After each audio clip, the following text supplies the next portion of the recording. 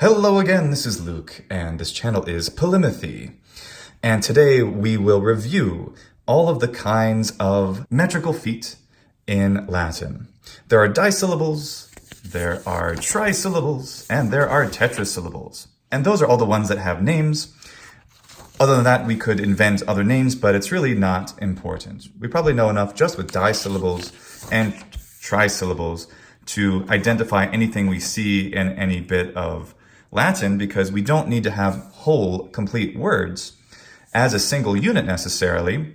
We can divide words, we can combine them together, which is exactly what we do in poetry and prose, as we will see in future videos. But the tetrasyllables are fun, and they demonstrate the rather simple mathematical way that Latin works at a fundamental level of pronunciation, but also it's a relative complexity once we start adding these, but it's systematic as you see here, and as you saw in the previous video. So what are the disyllables of Latin? Dibrachs, iambs, trochees, and spondees. Let's look at one example of each. A dibrach would be like ita. An iamb would be caro. A trochee would be ille. And a spondee would be duces. And remember, from our previous video, we often, as non-native speakers of Latin, especially if we have English language or Italian language background, we often mispronounce words like this, like caro. This is not dear one, this means flesh or meat. Caro, that one, which is a spondee, is the dative case of for the dear one, which is over here. Caro, not caro, which is flesh. So that's why this is so important. They mean completely different things, and the Latin language is structured in this way, in a conversational way, in a prose way, and also in a poetic way. So if we learn the inherent nature of a word, of its rhythmical nature, we don't need to know these names. These names are not terribly important. Maybe these four, because they're really common at the high literate level, but I'm not really concerned with the names.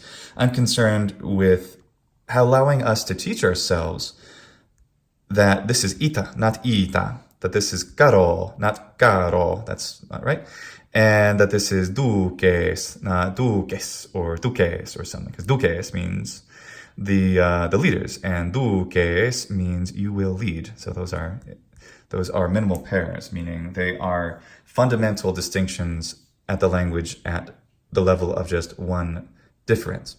Next, let's go to the trisyllables. Okay, so trisyllables, what are all of the trisyllables? There are 8 of them, which makes sense. We had 4 disyllables, 8 trisyllables, and 16 of the tetrasyllables, so that's not surprising. Someone who's good at math could probably explain the fundamental nature of that or the universe to us. Trisyllables, tribrach, 3 shorts, itaque. Dactyl. Oh, we should know this word. We're going to need to know this word for future videos. Long, short. Dicere, cernere, omnia, munera, litora. And amphibrach, amare. Anapest, igitur. Bacchias, abundans. Critic. This one's another one that I would highlight. Conveniently, they're both in a light color.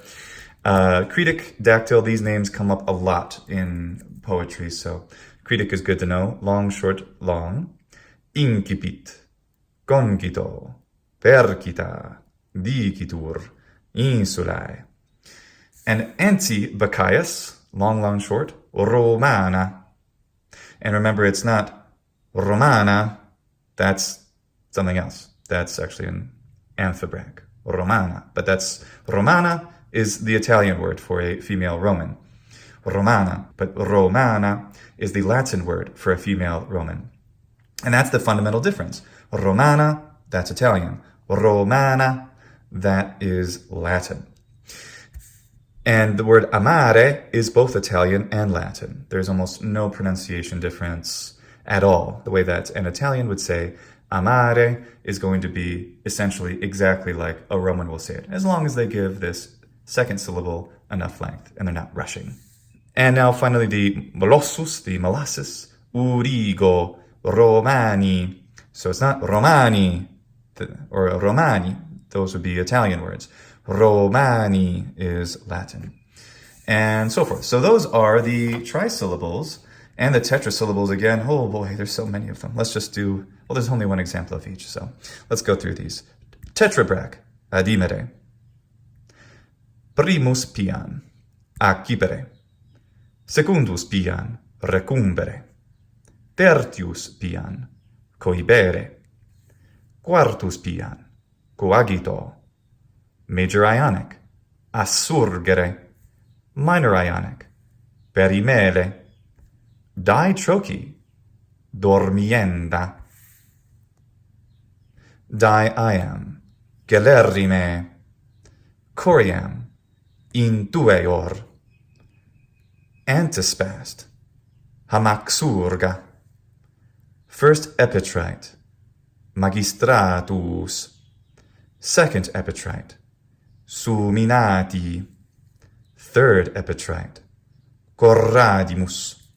Fourth epitrite, collaudata. Dispandi, ornamentis. Well, that concludes this brief review of the potentially just 3 types of metrical feet in Latin that have any names that are worth our time talking about. Disyllables, trisyllables, and tetrasyllables. Do we need to know all the names of these? No. Do we need to know how to scan words correctly in isolation? Absolutely. Absolutely. We need to know this. There is nothing more important about Latin pronunciation. These names are just maybe helpful.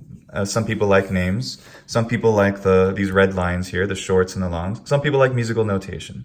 Whatever works for you, use that, and use that as a way to get to the right rhythm, so that we know that this is amare and not amare, that this is tenere and not tenere, that this is anima and not anima.